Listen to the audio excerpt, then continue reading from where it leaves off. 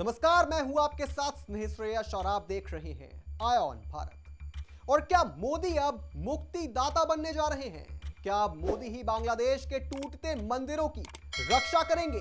क्या शेख हसीना को भारत में शरण देकर मोदी ने कोई नई रणनीति बना ली है? दोस्तों, आपको पता ही होगा कि बांग्लादेश में आरक्षण खत्म करने के ऐलान के बाद से जो दंगे हुए हैं उसमें अब तक 300 से ज्यादा लोगों की जान जा चुकी है।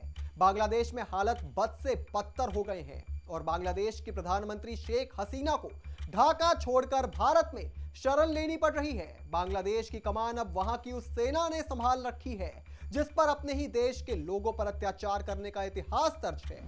दोस्तों, आपको याद ही होगा किस तरह से इंदिरा गांधी ने बांग्लादेश को पाकिस्तानी सेना के अत्याचारों से आजाद कराया था और वहां के जननायक मुजीबुर रहमान को सहायता देकर पाकिस्तान के 2 टुकड़े कर दिए थे और बांग्लादेश के नाम से एक नया देश बना था। साल 1971 में बांग्लादेश में पाकिस्तानी सेना ने करीब 30 लाख लोगों की हत्या कर दी थी और लाखों लोगों को अपना घर-बार छोड़कर भारत में शरण लेनी पड़ी थी।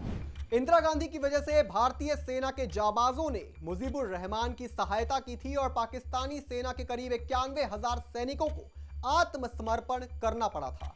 लेकिन कहा जाता है कि पाकिस्तान के हमदर्द आज भी बांग्लादेश में इसी फिराक में लगे हुए हैं कि पाकिस्तान की तरह ही बांग्लादेश को भी पूरी तरह से कट्टरपंथी इस्लामी देश में बदला जा सके। इन कट्टरपंथियों ने 1971 के बाद से ही वहां के हिंदुओं पर अत्याचार करना शुरू कर दिया था।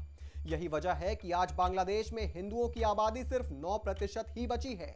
इस साल जब पाकिस्तान और दूसरी विदेशी ताकतों के कट्टरपंथी मंसूबों को नाकामयाब करती हुई शेख हसीना ने एक बार फिर से वहां की प्रधानमंत्री बनने में सफलता हासिल की, तब से ही वहां की कट्टरपंथी पार्टियां इस फिराक में थी कि किस तरह से शेख हसीना को वहां से हटाया जा सके।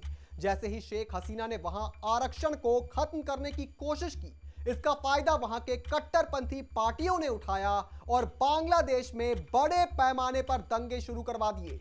ये दंगे धीरे धीरे हिंदू विरोधी दंगों के रूप में बदलने लगे और वहां के हिंदू मंदिरों को तोड़ फोड़ डाला गया। आखिरकार शेख हसीना को वहां से भागने पर मजबूर होना पड़ा और वो अपने दोस्त देश भारत में शरण लेने के लिए आ गई। शेख हसीना भारत तो आ गई, लेकिन इंटरनेशनल लेवल पर यही चर्चा चल रही है कि बिना मोदी की सहमति के वो ऐसा कदम नहीं उठा सकती थी और इसमें भी मोदी सरकार की कोई ना कोई ऐसी रणनीति है जो कट्टरपंथियों को भारी पड़ने वाली है। फिलहाल भारत के विदेश मंत्रालय ने बांग्लादेश में रह रहे भारतीयों को सतर्क रहने की सलाह दी है और भारत में बांग्लादेश जाने वालों को वहां ना जाने की सलाह दी है। दोस्तों, आपको याद ही होगा कि प्रधानमंत्री मोदी कई बार बांग्लादेश की यात्रा कर चुके हैं और वहां के मंदिरों में जाकर दर्शन भी कर चुके हैं। मोदी ये भी जानते हैं कि अगर बांग्लादेश में गृह युद्ध होता है तो इसकी वजह से लाखों शरणार्थी भारत आ सकते हैं, जिससे कई कट्टरपंथी और आतंकी भी शामिल हो सकते हैं। बांग्लादेश के कट्टरपंथी होने से वहां भारत और हिंदू विरोधी सरकार भी बन सकती है या फिर वहां भारत विरोधी सेना भी कमान संभाल सकती है। ऐसे में एक तरफ चीन और दूसरी तरफ पाकिस्तान जैसे दुश्मन मुल्क से घिरे भारत के लिए बहुत जरूरी है कि बांग्लादेश में कोई भारत विरोधी सरकार न बन सके। वैसे भी हाल के दिनों में मालदीव्स में भी भारत विरोधी मुइज्जो की सरकार बन चुकी है और भारत अपने विरोधी ताकतों से धीरे धीरे चारों तरफ से घिर रहा है।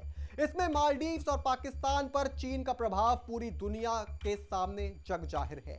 ऐसे में अगर बांग्लादेश में भी भारत विरोधी सरकार बनती है तो हिंदुस्तान के लिए मुश्किलें बढ़ सकती हैं। तो क्या मोदी बांग्लादेश में भारत समर्थक सरकार को फिर से स्थापित करने के लिए कोई बड़ी कार्रवाई करने जा रहे हैं? यह तो आने वाले वक्त में पता चल ही जाएगा। लेकिन मोदी ने जिस तरह से शेख हसीना को भारत में शरण दी है, उसके बाद भारत बांग्लादेश के हालात पर चुप बैठेगा, ये तो नहीं लगता है। दोस्तों, अगर आपको हमारी ये वीडियो पसंद आई है तो प्लीज वीडियो को लाइक करिए और चैनल को सब्सक्राइब करिए। धन्यवाद।